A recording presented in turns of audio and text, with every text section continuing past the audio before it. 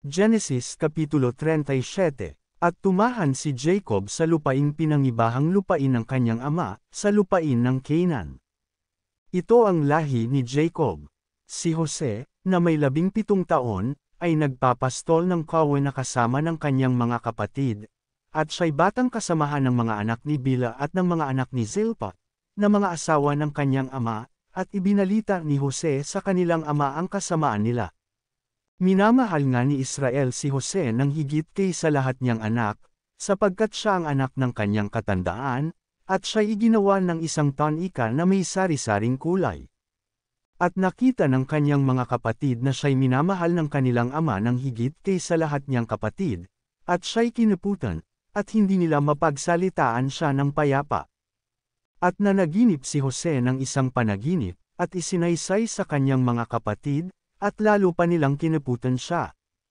At sinabi niya sa kanila, "Pakinggan ninyo, ipinamamanhik ko sa inyo, itong panaginip na aking napanaginip.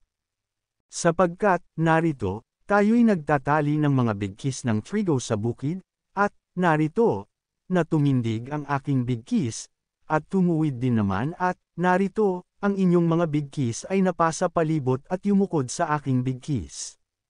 At sa kanya'y sinabi ng kanyang mga kapatid, "Maghahari ka ba sa amin? O papapanginoon ka sa amin?"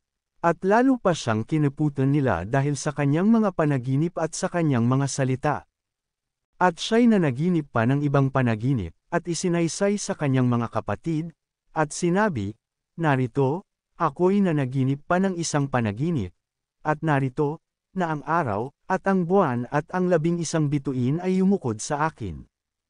At kanyang isinaysay sa kanyang ama at sa kanyang mga kapatid, at sinaway siya ng kanyang ama, at sa kanya'y sinabi, "Anong panaginip itong iyong napanaginip? Tunay bang ako at ang iyong ina at ang iyong mga kapatid ay yuyukod sa lupa sa harap mo?" At ang kanyang mga kapatid ay nainggit sa kanya, datapwat iningatan ng kanyang ama ang salita sa pag-iisip. At yumaon ang kanyang mga kapatid upang magpastol ng kawan ng kanilang ama, sa Sikhem. At sinabi ni Israel kay Jose, "Di ba nagpapastol ng kawan sa Sikhem ang iyong mga kapatid? Halika, at uutusan kita sa kanila." At sinabi niya sa kanya, "Narito ako."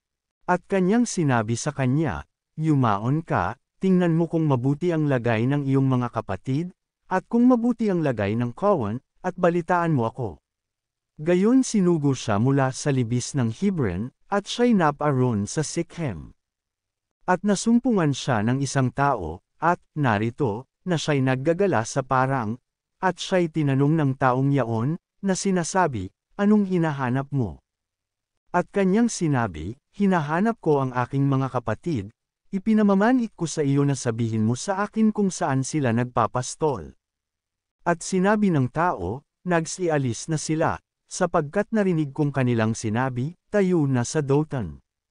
At sinundan ni Jose ang kanyang mga kapatid, at nasumpungan niya sila sa Dothan.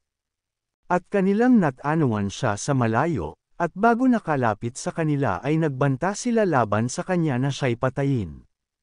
At nagsangusapan, narito, dumarating itong mapanaginipin.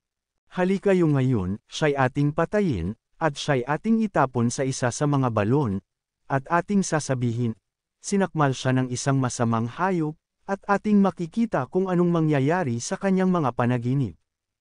At narinig ni Ruben, at iniligtas siya sa kanilang kamay, at sinabi, "Huwag nating kitlin ang kanyang buhay."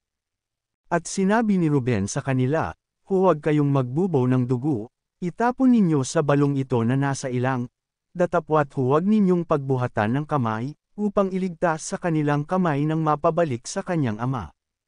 At nangyari, nang dumating si Jose sa kanyang mga kapatid, na hinubdan siya ng kanyang tanika, ng tunikang may sari-saring kulay na kanyang suot. At kanilang sinunggaban, at kanilang itinapon sa balon, at ang balon ay tuyo, walang tubig.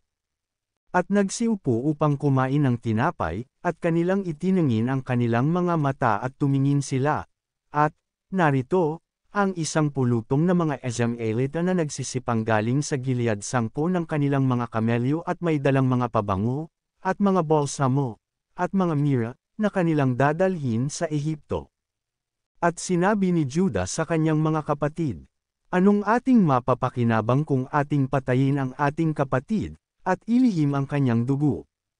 Halikayo, at atin siyang ipagbili sa mga Izraelita, at huwag natin siyang pagbuhatan ng kamay, sapagkat siya'y ating kapatid, atin din laman."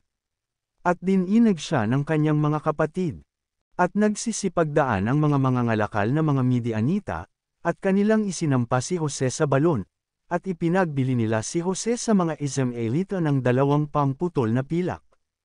At dinala si Jose sa Ehipto. At nagbalik si Ruben sa balon, at, narito, na si Jose ay wala sa balon, at kanyang hinapak ang kanyang mga suot. At siya'y nagbalik sa kanyang mga kapatid, at kanyang sinabi, "Wala ang bata, at ako, saan ako paroroon?" At kanilang kinuha ang tanikan ni Jose, at sila'y pumatay ng isang lalaking kambing, at kanilang inilubog ang tanika sa dugo.